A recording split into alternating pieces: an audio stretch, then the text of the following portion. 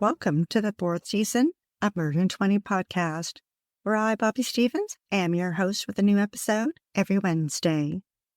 If you're a serious fan of true crime and love listening to podcasts, but don't want all that small talk, you've come to the right place. We get right to the facts. Murder in 20 episodes are concise and complete in 20 minutes. Less talk and more true crime. Be sure to like, share, and follow us to learn about upcoming episodes every Wednesday. Thanks for tuning in. Now let's get to this week's episode.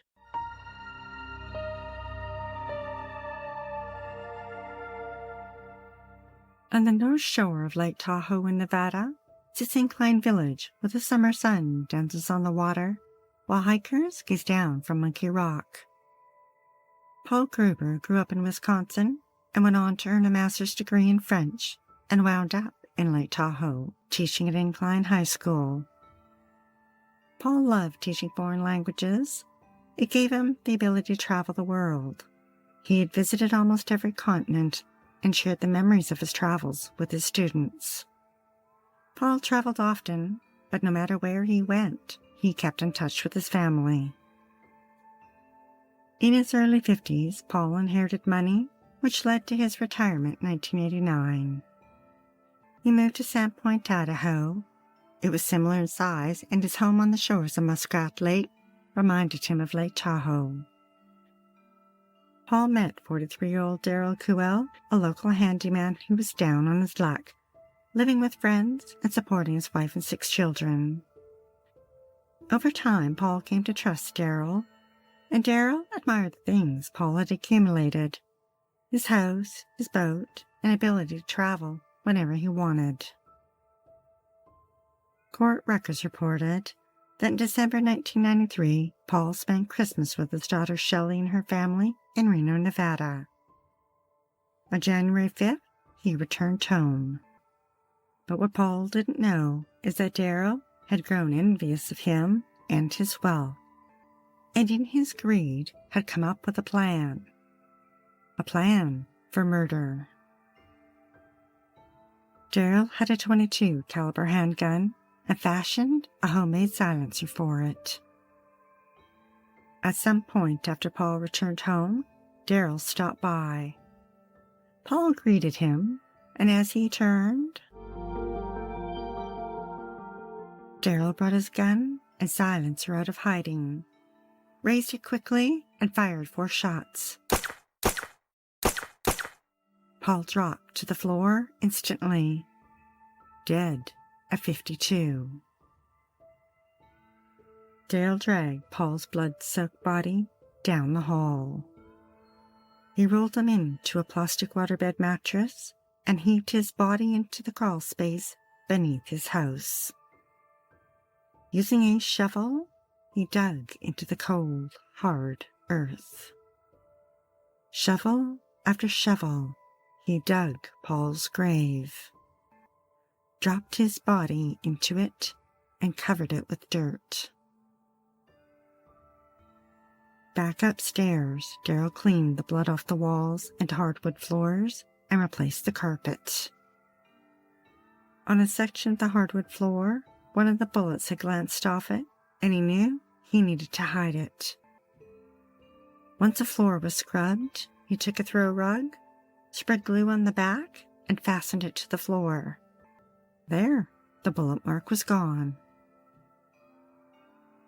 Darryl planned to pose as Paul to make it appear he was still alive. That would give him time to dispose of Paul's belongings. He scoured the house, found his bank card and PIN number, bank statements, and documents. He practiced Paul's handwriting for hours. Meanwhile, Paul's daughter Shelley had called him numerous times, and after a few weeks of not hearing from him, became concerned. To keep up the charade, Darryl paid Paul's bills, including his mortgage, and picked up his mail at the local post office. He removed the furniture, Paul's clothes, and even his hairbrush and toothbrush. He took some of the items to his home, including Paul's fiberglass speedboat.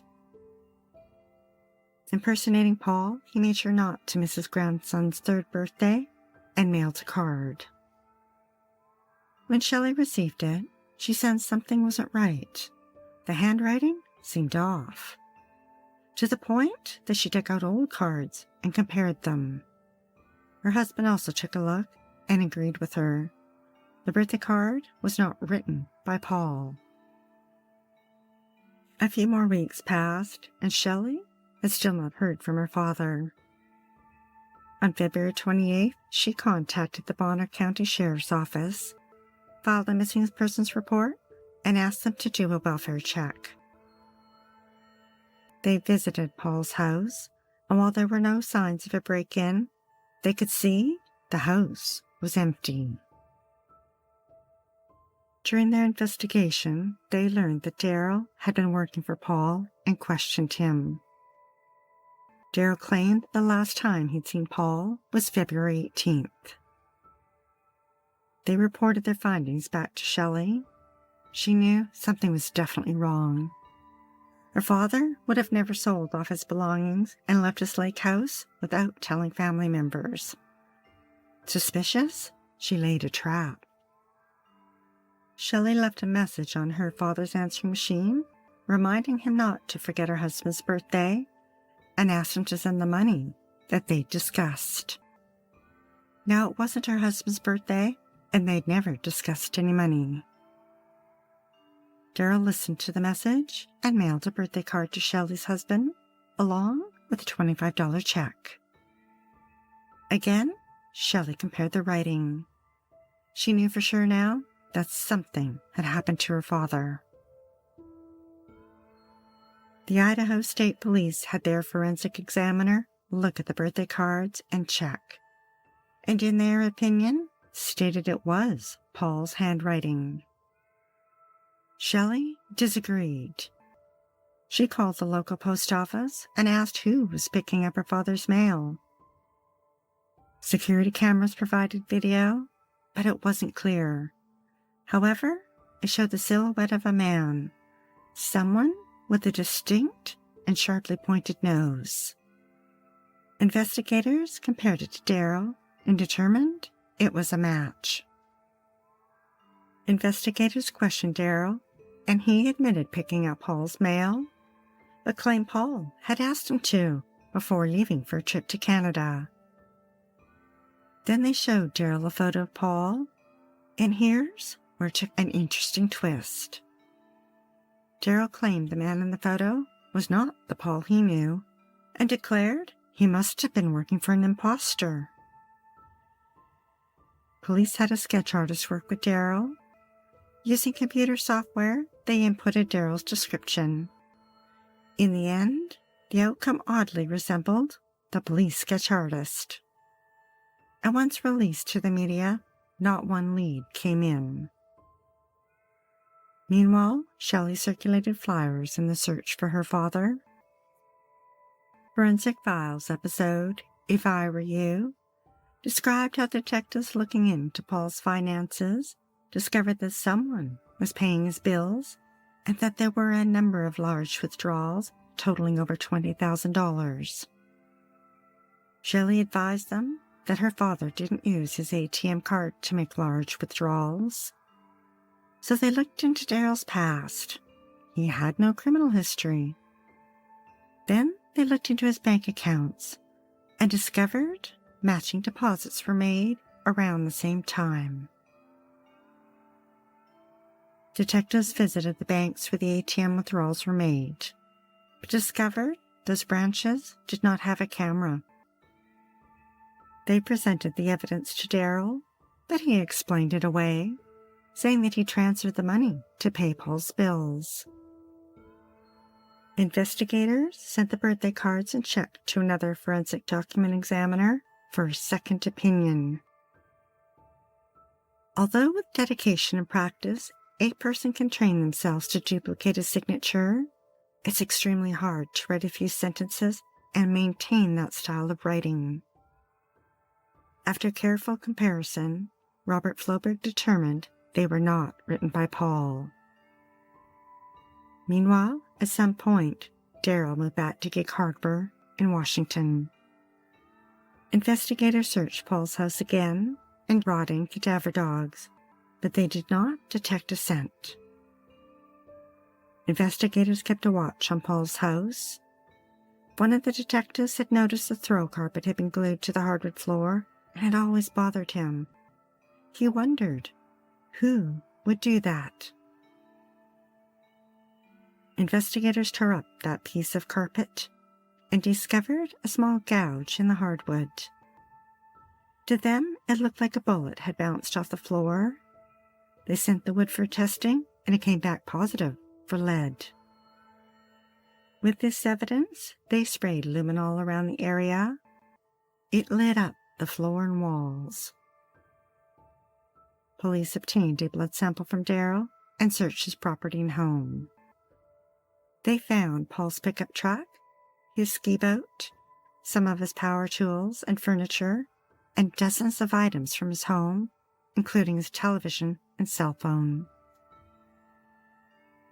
Upstairs, behind a hidden door, they found throwing stars and a large sword called a katana that had belonged to Paul.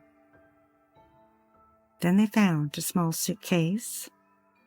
Inside were dress clothes, a large butcher knife, a .22 caliber handgun, a handmade silencer, and in the middle of it all was one of Paul's electricity bills.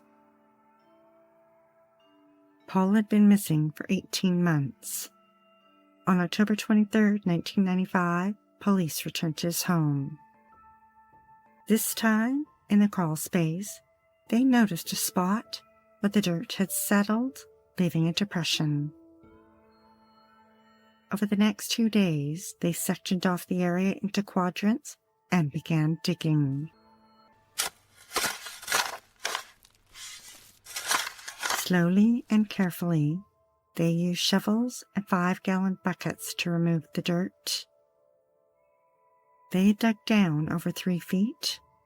When peeking up at them out of the dirt was a piece of plastic. They dug further, discovering Paul.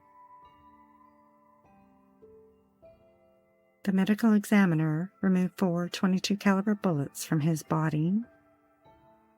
A month later, investigators had the landfill searched for evidence connected to Paul's murder.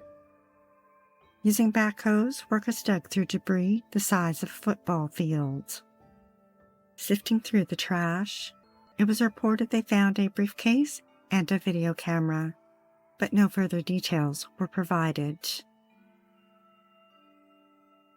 In January 1996, police put together a photographic lineup and showed it to one of Paul's friends to see if he could identify anyone. He picked out Darryl. The stamps on the envelopes that contained the birthday cards were sent for DNA testing. They came back a match to Darryl, with 1,000,000 to 1 odds. In 1994, there were 1 million people in Idaho, which meant that out of all its residents in the entire state, only Darryl's DNA was a match. The bullets retrieved from Paul's body were tested, but could not be matched to Darryl's gun. Often, when a silencer is used, the marks on each bullet fired can be different and impossible to match. But prosecutors felt they had enough evidence. On May 20, 1996, Darryl was arrested at his home in Gig Harbor and charged with first-degree murder and 5 counts of forgery. Darryl was extradited to Idaho.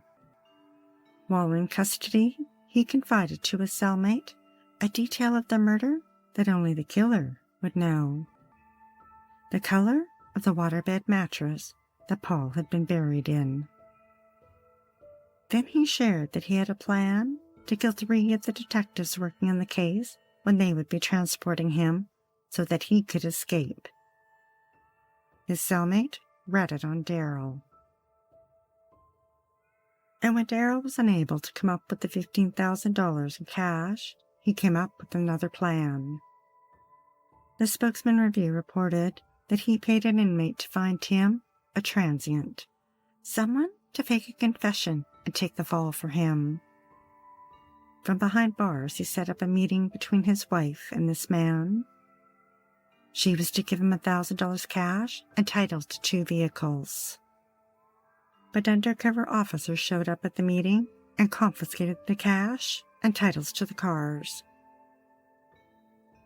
Later, when the 2 detectives he tried to put a hit on were transporting him, they had the pleasure of telling Darryl that they knew about his plan and let him know the witness had turned state's evidence.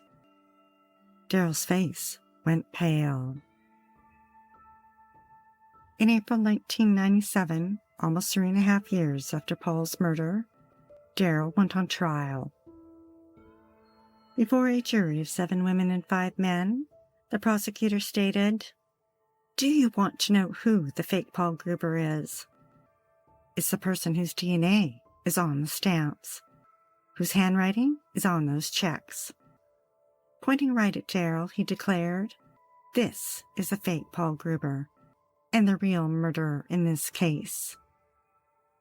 Darryl shouted back, "That's a lie!" startling the courtroom. Darryl's lawyer suggested that his client did not kill Paul. Rather, he was attacked by a burglar, and that police focused on Darryl and ignored other leads, and that someone posing as Paul had hired Darryl. The prosecution disagreed, saying that the murder was intentional and not an accident, because accidents don't get shot 4 times and bury themselves. The trial lasted 3 weeks. After a day and a half deliberating, the jury found Darryl guilty on all counts. He was sentenced to 25 years to life. Darryl appealed his conviction twice. They were both denied.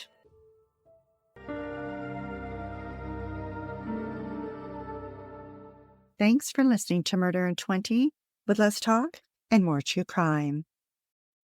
Be sure to tune in next Wednesday for the episode of the Puente Hills Mall Murders.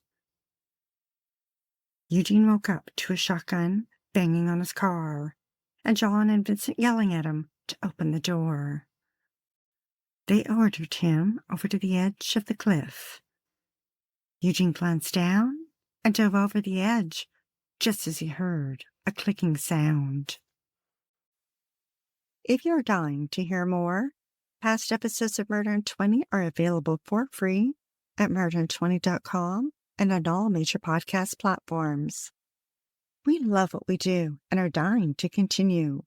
If you enjoy listening to Murder in 20 every week, we'd be eternally grateful for your support by visiting Murder in 20 at Patreon, PayPal, or murderin20.com. We'd like to acknowledge Verbal Planet for use of their music, sound effects from Vaseline Studios and Quick Sounds, and our many editorial sources who are listed on our website. Be sure to like, share, and follow us to learn about upcoming episodes every Wednesday. Stay safe, sleep with the lights on, and don't play with strangers.